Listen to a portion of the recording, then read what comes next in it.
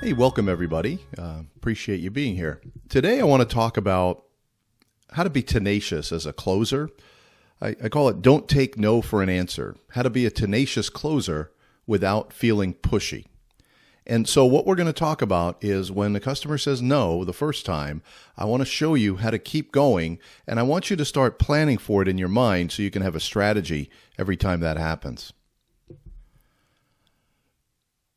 Now, those of you that have been with me and seen some other workshops that we've done, you know that I talk a lot about listening and questioning techniques, but I want you to think of selling like yin and yang. So in the beginning of the sale, I want you to be soft and yielding, and we do this by using those skills of listening, empathizing, and questioning to really explore their situation. And in the beginning of the call, as I said, when you do that, when you listen to other people, that's what allows you to build trust with the customer.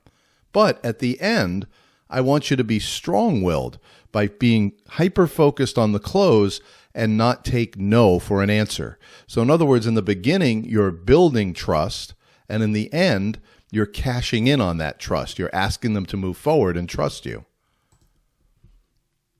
Now, there are 4 elements of customer psychology, and before I talk about them, let me just say, these are like 4 psychological check boxes that are going on in the customer's mind. If all 4 boxes are checked, the customer will move forward with you. If any one of the 4 boxes are not checked, psychologically, the customer is going to be blocked. They're really not going to be able to move forward with you. You'll see what I mean. The first one is desire. Now, you may have also heard this called need or want, or the customer has a problem or a pain point or some gap in their situation. Whatever it is, if there's no problem, if the customer is not experiencing a problem, there's no sale. They're not going to move forward.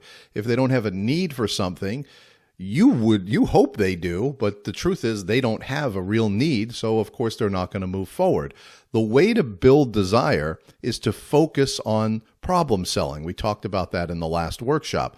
You need to focus on their problem and explore their problem and allow them to fully explore the depth of their problem. We talked about that, and I won't go into it in detail now, but you want to focus on problem selling, and you want to draw out the full measure of their problem. And that helps build, I really do need to fix this. And again, if they don't need to fix anything, you're not going to make a sale. The second element of customer psychology, which we've talked about a lot, is trust. The truth of the matter is that if the customer doesn't trust you, they cannot psychologically and will not buy from you. They just don't trust you, so they're not going to move forward. So you have to be able to build trust in the sale. And the way you do that, as we've already talked about, is by listening, empathizing, and using all of your questioning techniques to build trust in the beginning and middle of the sale.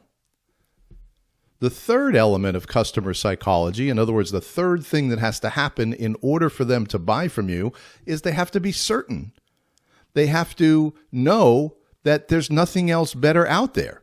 Because if there is something better out there, at least if they think there's something better out there, if they're uncertain, they're going to go explore it. And that's, the we need to shop around objection. And that's the purpose of your presentation. The purpose of the presentation is to build certainty, to show them that no matter how far and wide you searched, you will never find something better than you're looking at right now. This solution, this product, this service is the best out there. And that's the purpose of your presentation, is to build that certainty. And the fourth element of customer psychology, in other words, the fourth checkbox that has to go on in their mind, is this idea of commitment, the idea of making a decision. And so many people have a fear of the unknown. They're afraid of making a mistake. They talk about the fear of public speaking as being the greatest fear in the world. But I believe that the most common fear is this fear of commitment, this fear of making a mistake. They won't want to move forward until they know 100% that it's going to be okay. And these 4 checkboxes must be psychologically checked in the customer's mind. Otherwise, you really can't move forward in the sale. Now, people naturally resist making a commitment. And I always found this to be really interesting. Unqualified people love to buy. They're never going to buy. They can't afford it. But boy, they love shopping for it and asking you questions. They express interest right in the beginning of the call. You really usually know that people are unqualified. The more interested they are, the more anxious they are to buy it, the less qualified they are. That's what I've always found. Qualified people, usually what that means is people who can afford it, are much more cautious. They just have to be careful with their money. They have to be careful with their decision. You'll also find this if you work inside a corporation where there's multiple layers of people that you talk to. The first person that you talk to, your internal champion, so to speak, they love it. They want to move forward. They think it's the greatest thing in the world. And finally, when they bring it to the decision maker, now it's a whole different story. The decision maker is much more cautious because they're the one that's actually going to make the decision. And this is why trust is such an important element in sales, because you have to respect their obligation. It's their, just think of you as the buyer. When you're the buyer, you're not just going to buy the first thing you see. You're not going to jump on some presentation and make a big commitment. You're going to be careful with your money. That's your obligation. And in order for people to move forward with you, this is why trust is so important. The problem is, even when they trust you, even when the deal is in their own best interests, qualified people still hesitate. Now, here's the point. Don't think about this in a negative way. It's not a negative. Buyers aren't liars. They're not trying to wiggle out of it. The truth is, before they make a commitment, people have to be careful. And that's your job as a salesperson, is to work through all of their issues. And here's the thing. I've shown you this picture before. It's called the fear of the unknown. The customer wants it. It's going to be good for them, but they're blocking themselves psychologically from making a commitment. Let me walk through this picture. This is a picture of me talking to you. Now, I have U.S. Health here. I used to do some internal training for them. I sold $3.5 million of that insurance in about 3.5 years. So I sold about $1 million a year of insurance. I sold many, many, many, many policies, many customer discussions, and every single one of them was afraid of the unknown. They were afraid of making a mistake. They had false assumptions about my insurance policy. Now, I knew all the benefits. I knew how great my insurance was. And just like you know how great your product is, you know how all your customers are going to benefit from it. The problem is your customer doesn't know that. You can tell them all the benefits until you're blue in the face. They haven't experienced it yet. So they can't possibly understand what it's going to be like. And until they understand that, until they have that experience, there's a fear of the unknown. They have buying fears. They don't want to make a mistake. And they have false assumptions about your product because they've never had it before. They've never used your service before. But in their mind, they already think they know what it's going to be like. And those false assumptions and those buying fears prevent them from moving forward with you. That line down the middle is really important. I call it the line of the unknown. They cannot possibly know what it's like to buy your product because they haven't bought it yet. They don't know what the experience is going to be like, so they have a fear. Your job is to build like a walkway of trust so that in the beginning and the middle, they trust you. So when it's time for them to move into the unknown, when it's time for them to finally make that commitment, they're willing to walk with you. Now, there are other salespeople that will try to sell them that don't build trust, and the customer will not move forward. Or they might move forward and have a bad experience. And when they have a bad experience, they bring that to you. So now they've had all these bad experiences in the past. And while you're talking to them, unconsciously, they're remembering all these bad experiences. So they have a fear of making a commitment with you. So the only way to overcome this fear of the unknown, this fear of making a mistake, is to build a trust relationship, to really connect with them, understand their problems, get them to trust you, and then walk into the sale with you. So here's what's going to happen, right? You're going to give your presentation, and they all say the same thing. They're going to say, wow, that sounds really great. This is a great value. Wow, Alan, I can't tell you how many times I've heard this. Alan, that was a great presentation. You've done a really, really good job. We really definitely need this, but... So one of my favorite movies is Pee-wee's Big Adventure. And one of my favorite lines from Pee-wee's Big Adventure is this girl, her name was Simone, and she's talking to Pee-wee about her dream of going to Paris. And she says, oh, I really want to go to Paris, and I want to do this, and I want to do that. I'm going to see the Eiffel Tower. And Pee-wee says, well, why don't you go, Simone? Well, I really want to go, but... And Pee-wee interrupts her. He goes, everyone I know has got a big butt. Let's talk about your big butt, Simone. So that's one of my favorite lines from Pee-wee's Big Adventure. Everyone has a big butt. They want to do it, but psychologically, they're blocking themselves from doing it. So here are the reasons. Here are the objections you're going to hear after you've tried to close them, and for whatever reason, they don't want to move forward. So here are some of the objections that you're going to hear, very common, right? Now, all of these objections come from a lack of one of these psychological boxes. Either they just don't really need it as much as you think they need it, or most likely they don't trust you yet, or they're not certain. They think there might be better options out there, or they're just like many people, they're just afraid to make a commitment. So they'll say things like, yeah, this sounds really great, but I need to get a few more quotes, or I never make a decision on the first call, or I need to run this past my wife or my boss or my CEO or my partner, or, call me tomorrow and or send me the information and we'll definitely talk about this tomorrow. Let me think about this. The timing isn't really right now, or money's really tight right now, or we have other priorities. You've heard this. Now this is the most important point. This is when I talk about don't take no for an answer. This is the first no. You've asked them to move forward, and I think it's going to be next week. I'm going to share the my closes, a couple of different closes that I use, and really my favorite close. And usually that close works, but oftentimes they'll say they just have some hesitation in their mind. This isn't the end. This is the beginning. And here's what I want you to think about it. I want you to think about this like a baseball game. You're the batter, and the customer's the pitcher, and the first pitch that they throw you is a curveball. So you foul it off. Okay, you didn't hit a home run. You're not on base yet, but you're not out. It's just a foul ball. And they throw the next pitch. You foul it off. The next pitch, foul it off, foul it off, foul it off. Well, maybe you'll hit a home run on the third or fourth or fifth pitch. Or maybe you'll strike out and you'll lose the sale. But you don't know at this point. Now, this is where most salespeople give up. They say, all right, well, I'll call you in 2 weeks, and maybe you'll have some money in 2 weeks. Yeah, great. Call me in 2 weeks. And the sale is lost. But most salespeople give up after this first attempt when the customer says, no, I can't do it. I don't make a decision on the first call. I'm not going to say yes today. Okay, all right, well, I'll give you a call next week. Yeah, that's great. Give me a call next week. That's the problem. And then they follow up, and they follow up on 100 people, and every once in a while, one of those 100 people will buy. And in the salesperson's mind, they think that following up after they've heard no, after the customer rejected them, they think if I just keep following up, they'll buy. But what you really want to do is you want to close them on that call. Now, let me be clear about the situation. This is someone who's qualified, who will greatly benefit from your product or service. It's going to put them in a better situation. And you've gone through the presentation, you've gone through your typical close, and they've said no.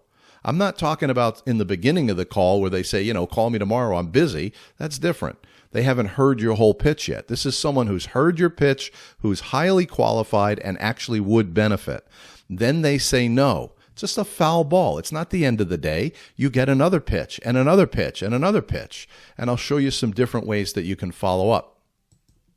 So I'm going to give you now a 4-step script for pushing back on one of these stalls. Okay? The first thing you want to think about is a mindset issue. So when the customer says, nah, I really can't do it today, it's a mindset.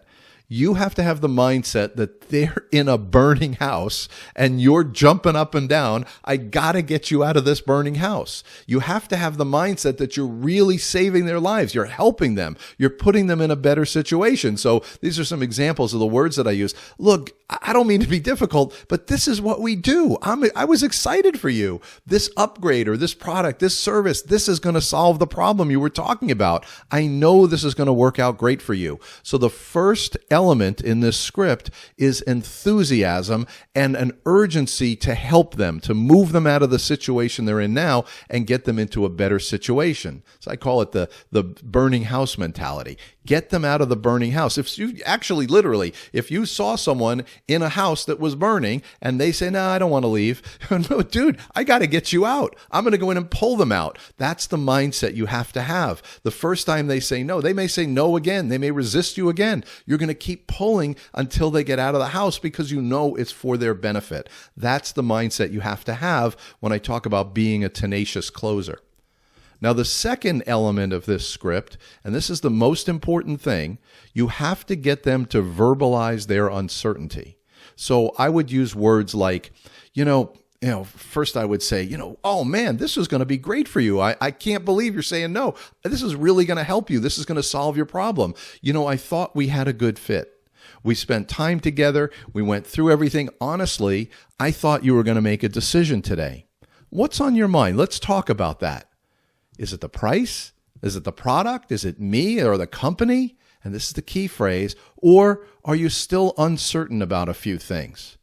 Give them an opportunity to say, yes, I'm still uncertain about a few things. Now, you've heard this before. If somebody says no, you've heard the phrase, well, there could only be one of three things. It's either the price, the product, or me or the company. Which one is it? And you'll say, well, is it the price? Well, if it's not any of those, then let's move forward. That's not good enough. What you want to do is you want to repeat those. Is it the price? Is it the product? Is it me? Is it the company? And this is the key phrase. Or are you still uncertain about a few things? And this gives them a path they're going to tell you now why they don't want to leave the burning house. And they're going to explain, yes, I am uncertain about a few things. Great. Let's talk about that. Okay? The third part is explore and isolate the uncertainty. Again, you want to expect. Obviously, they're uncertain about something. They said no. They didn't want to move forward, even though it was in their own best interest. So what you want to do is you want to explore. Say, yeah, I understand. You have to feel comfortable before you move forward. So what are those things you're uncertain about? What are you still uncomfortable with? Yeah, that makes sense. What else? What else? Explore and isolate all of the uncertainties. Just let them keep talking. Explore. Is there anything else? Is there anything else? Yeah? Okay, so other than those 100 things that you're not sure of, those are the only things. And if we could solve those 100 problems, you would move forward, right? That's called isolating the objection. Let's say they just say, you know what, I'm not comfortable with spending that much money. And that's the only objection, right? You want to isolate that objection. So is there anything else other than the money and the budget? Is there anything else that you're uncomfortable with? No, I actually like it. So you want to do it, but the only problem is you can't afford it right now. Am I understanding that correctly? Yes. Okay, that makes sense. You have to be comfortable before you move forward. Now, what you want to do, it depends on what you're selling, because I know everybody here is selling something different. What you want to do is you want to work that issue. Maybe you can offer them terms. Maybe you can offer them a discount. Or maybe you just say, hey, you know what? This isn't the first time, and it's not going to be the last time, sir, that you spend more than you thought you were going to spend. I know I've done that. I walk into a situation thinking a certain budget, and it turns out it's twice as expensive. And you know what? If I really want it, I go ahead and do it. It's not the last time I'm going to do that. And then you explore and isolate. Other than that, is there anything else? Because once you isolate the objection, that's called a tie down. You isolate the objection, you tie it down, and you say, look, if I could solve that problem, then we got a deal. And the customer said, yeah, but that's a big problem. Okay, well, let's explore that problem. And then, well, here's the reason, right? They want it, and it all goes back to customer psychology, but their doubts or whatever their problem is, whatever their fear is blocking them from making a commitment. So number 4 on the list is to address their issue and then close again. I can't tell you how to address the issue because I don't know what you sell, but you address the issue as best you can and then you close again. And the close is very simple in this case. You know what? Let's get this done. I know this has been bothering you for a long time. Let's get this off your plate and you can move on to other things. Okay? And they say, okay, or maybe they say no again. Maybe you foul it off again. And you just reinforce the close by saying, I just want you to know you're doing the right thing. We're going to take great care of you. This is going to put you in a much better situation. It's really important at the end of this close to reassure them that they're making the right choice. Again, you may foul it off again. So here are some other ways that you can keep going in the sale. This is really important, this first one. If you're still unsure about this, here's what I want you to know. The overwhelming majority of our clients are extremely happy with our service. They like this, this, this. They love it when we do this and that. They're really, really happy with the service. Let me show you some examples. This is when you're going to pull out some testimonials. And you're going to show them all the other customers that have been happy. You're going to show them all the wonderful things that they've said about your company. And then, look, if you're still unsure, I just want you to know the vast majority, almost every customer that I've sold has been happy and still with us. They love our product. They love our service. And I know that you're going to love it too. So let's go ahead and get this finished, okay? We'll get it off your plate. You don't have to worry about it anymore, and you can move on with your life. I just want you to know you're making the right decision, okay? You might get a yes. Another thing, which I just talked about, is to isolate the objection with a tie-down close. Acknowledge and move on. That's huge. Most of the time when people give you objections, sometimes it's a real objection, like they literally can't move forward or they don't want to move forward because they don't trust you. But most of the time, it's just a psychological complaint. They're just, I'll do it. I'm thinking of doing it, but I just wish it was cheaper. Or I'm thinking of doing it, but I just wish I could get delivered sooner. Whatever it might be, just ignore and move on. Just assume that it wasn't an objection. It was just a complaint, like it's too expensive. Yeah, I completely understand. Acknowledge. I completely understand. $1,000 is a lot of money. But like I said, it's not the first or the last time that you're going to spend more than you want. So let's go ahead and get this done, okay? Or just ignore it and keep talking. Just change the subject. I did this in health insurance all the time. People would say, oh, I don't know that I can afford it. It's a lot of money every month. Health insurance is expensive. I get it. Absolutely. Hey, what are the closest hospitals to you? Let's check to make sure those are in network. Just change the subject. Keep the conversation going. Right? And this really is what it's all about. At the end of the day, when you foul it off, when they don't say yes, they tell you no, all you really want to do is just keep the conversation going.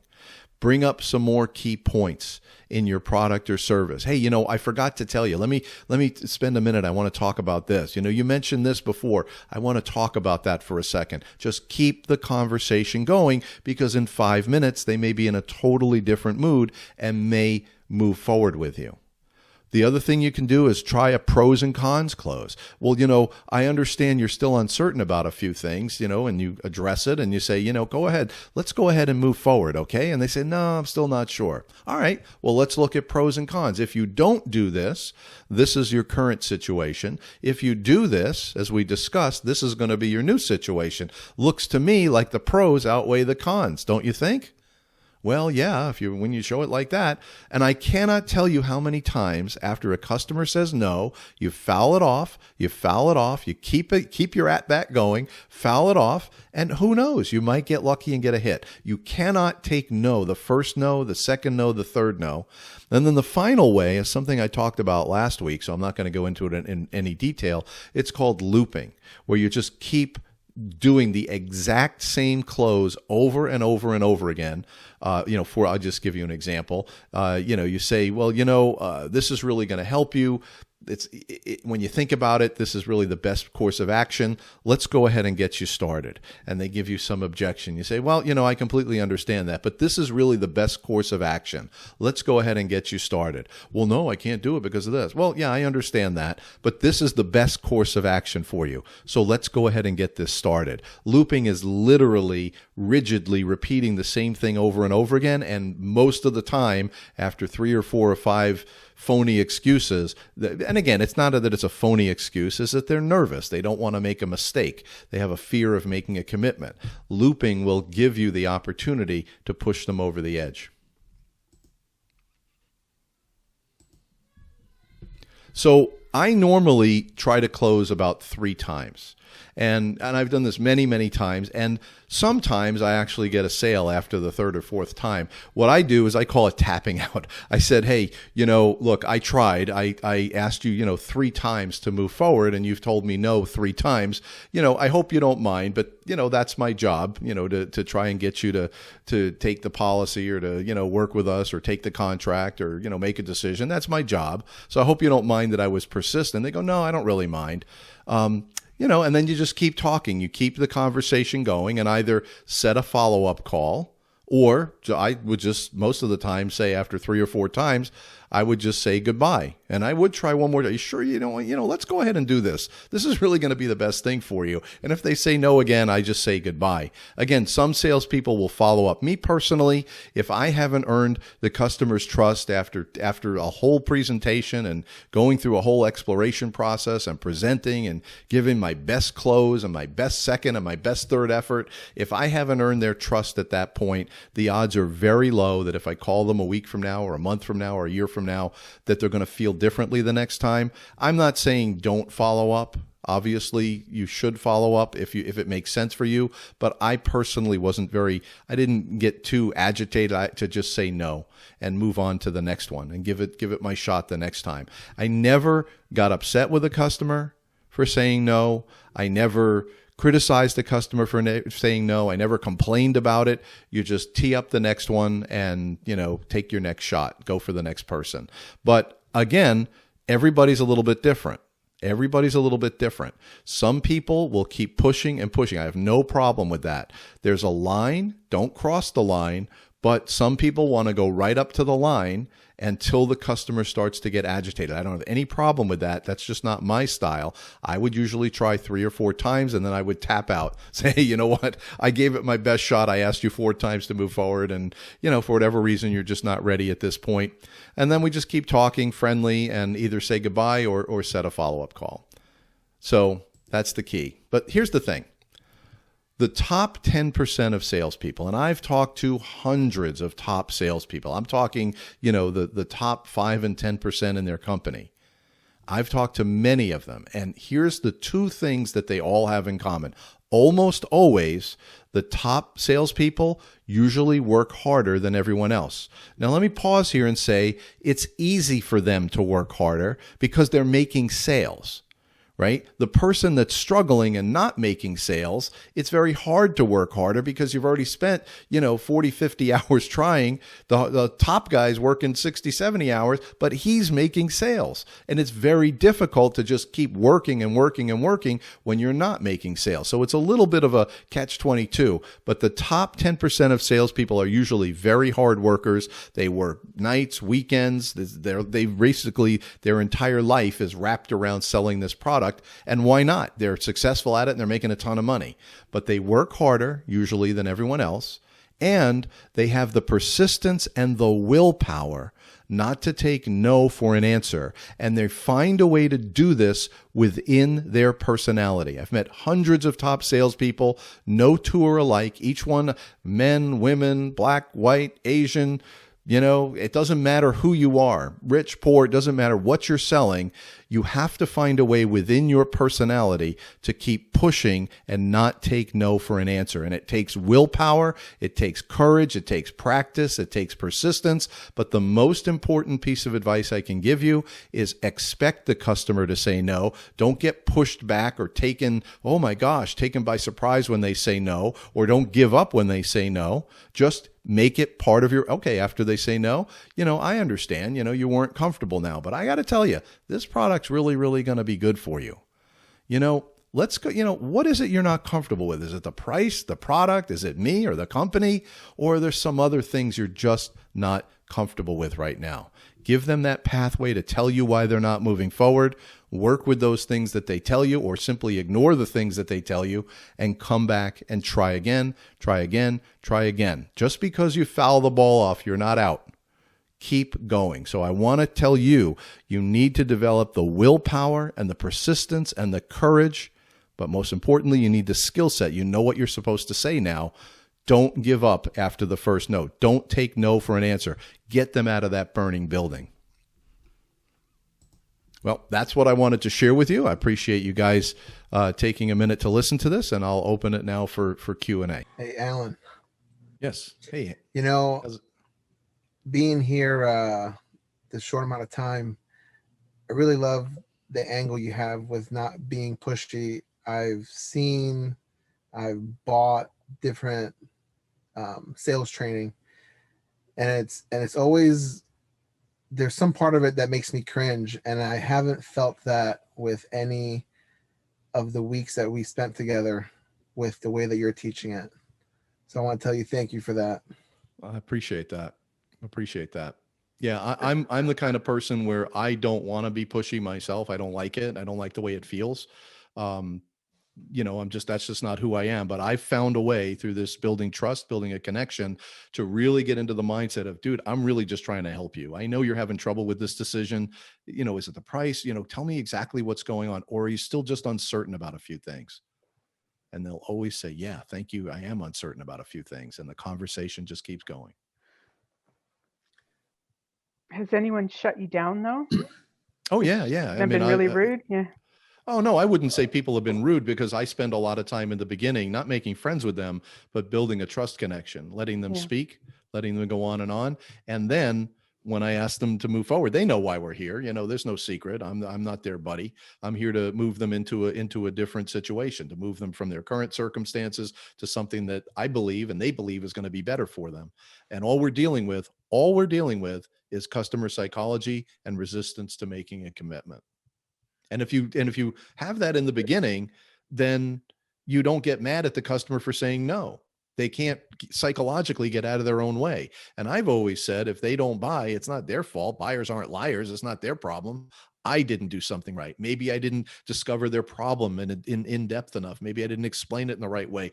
Maybe my solution really isn't a good fit for them. Maybe they don't have a big problem. It's something that I did wrong. It's not something that they do wrong. And it's that attitude of fouling it off, trying again.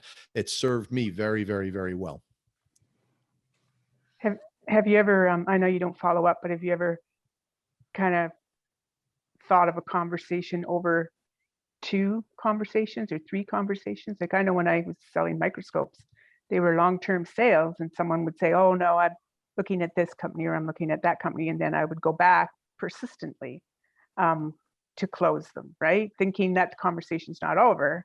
But I couldn't do it right at that time because of the price of the sale and all the tendering that has to go through and all that kind of stuff. Have you ever done that? Just kind of it. Yeah. So there's no doubt. Yeah, absolutely no doubt that you will be following up with people. And there are absolutely, if they tell me they're interested, they can't talk right now, I will call them. I will keep following up. And that's not where they tell me no 3 or 4 times. The example that you gave is, yeah, we're definitely considering it, but we also have to look at some other things. So call me in 2 weeks. I'll have more information.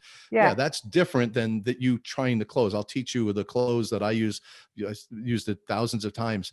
It's a really simple close, no pressure close, and it usually works 70% of the time if you've done a good job in the beginning. So no, I don't want to at all say don't follow up. Not at all. But when someone tells me no over and over again, I don't place a lot of value on the follow-up. Right. And again, the problem is that some people do, and they do all this chasing, and finally somebody says yes, and they in their mind equate that with that's the right way to sell, when in fact they could have closed the deal on the first call, or not the first call, and not always the first call, but there's a call, Wendy, where I know what you sell, you sell research now and whatnot. So it has to go through a process. They have to talk to several people, but when you get to that time when it's time to close, that's the time to keep fouling the ball off and trying to get on base. Right. So if it's a complex sale, like there's a lot of people involved in the decision making, right? And you're going to close the sale. And there's maybe 1 or 2 that are on the fence, but they all have to kind of be in consensus and agreement. How do you handle that? Yeah, so obviously your guys aren't ready to move forward. I thought you were going to. I thought our solution addressed your problems. What's on your mind? Is it the price? Is it the terms? Is it, what is it? Or are you still uncertain about a few things? That's the key phrase, because then they'll start telling you, yeah, thank you for asking. I am uncertain about this, and this. Or we still don't have all our research done on your competitor, and we really need to wait until that. Okay, so what's the research? Then you can talk about your competitor. You can talk about their research process. What's your process? Help me understand how you're going to make this decision. Where do we stand now on a scale of 1 to 10? How did you like what we said? Do you think we're going to be a good fit? Scale of 1 to 10. There's all kinds of things you can do. But the point is, don't say, oh, okay, so yeah, you want me to call you back in 3 weeks? Okay. You got to find out why they didn't say yes. Yeah, I love it. That's great. That's great. Thanks. Hey, Alan. Yes. Hey, Scott. Yes. Welcome. I missed one of your slides, it was the 4-step script. It was point number 2. Yeah, I'll pop that back open. Script for pushing back. I'll pop that back open.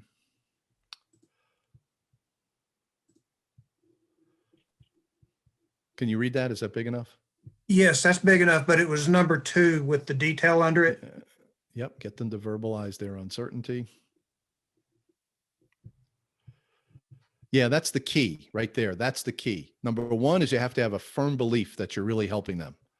You have to believe in your product, believe in your company, believe in the success of all your existing customers. You really have to know that this is the right thing for them. Then, I'm really honestly surprised. I'm a little confused because we spent time together. I thought this was going to solve your problem. I really was hoping you'd make a decision today. What's on your mind? Is it this, or are you still uncertain about a few things? That's the money. That's the money phrase. So it's okay to actually list things that they may not have mentioned, like you just did. Is it the price? Is it the product? It's okay to just mention possibilities that it might be. Yeah, you've heard this done, and usually they stop after 3. It can, Mr. Customer, if you didn't say yes today, there's only 3 reasons why possibly you might have said no. Maybe it's the price, maybe it's the product, maybe it doesn't fit you, or maybe it's me or the company. Which one is it? That's what you've been taught. That's what other people have talked about. The money phrase is the 4th one. Is it this, or this? And you don't care I don't care what it is. If they're uncertain about something, I want to know about it. So whatever it is, I want to pull that out. But I give them that last phrase is the key. Or you're still uncertain about a few things. That gives them the pathway to tell you what's on their mind. Right. And they may say, yeah, it's the price, or yeah, it's the product, or yeah, it's you stink. Yeah, whatever it is. But I now know I give them an opportunity to verbalize their uncertainty. If they don't verbalize their uncertainty, I'm just, swinging against the wind, because I don't know what I'm fighting against. I always want to uncover. And the way I sell, spend a lot of time in the beginning and the middle, making sure that every step of the way, I'm actually matching to what's on their mind. So when the time comes, I have the right to ask for their trust. And I have the right, what are you still uncertain about? Yeah. And they'll tell me 1 or 2 things. I appreciate you saying that. Let's talk about those things. No time limit. You just talk about them. Yeah, that's good. Thanks. Yep, you're welcome. And then explore and isolate the uncertainty, really let them go through it, and then whack them with another close, take another swing. Yeah. And usually, if somebody's going to do it, usually they do it on the first swing. If you did a good job in the beginning and you do a good close, usually they'll say yes. And oftentimes, in health insurance, millions and millions of dollars. And in health insurance, we'd have to do an application. So a lot of times in the middle of the application, more of their uncertainty would come out. Like we're in the middle of all of a sudden I have to ask them for their banking information. And all of a sudden, oh, wait, you want my bank? Now this is getting real. Now all of a sudden some more uncertainties. Okay, just tell me, obviously you're uncertain about a few things. What's on your mind? And then whatever they say, I'm just appreciate that they told me, that they trusted me enough to do that. So I'm going to be like a comedian. I'll be back here every Tuesday. I'm going to give these workshops. They're open to the public. They're free. Invite everybody that you know. There's no reason why anybody wouldn't invite anyone else here. It's free. So you certainly can be the hero in the office, and people can get these. These workshops also are going to be posted on YouTube, but each week I'm going to be I don't know that I'm going to be able to come up with 52 new topics every week, but I'm going to, be live. I'm going to try to do this every Tuesday. And then for members, we have our members Monday. That's where we really go through the mastermind principles, and we do that every Monday. And we talk about mastermind principles, talk about the other book that I wrote, which is The Cycle of Mind, which talks more about mental training, how to create more positive habits, how to stay focused, how to keep yourself in what I call right action, always doing something that's moving you towards your goals, to program that into your subconscious and really just become a better person. To me, it's all the same. When I become a better person, more balanced internally, my mental training is on point, my sales is on point. When I'm imbalanced, my sales is imbalanced. So to some people it's sales, and, mastermind stuff. I get that. They think of it as two different things.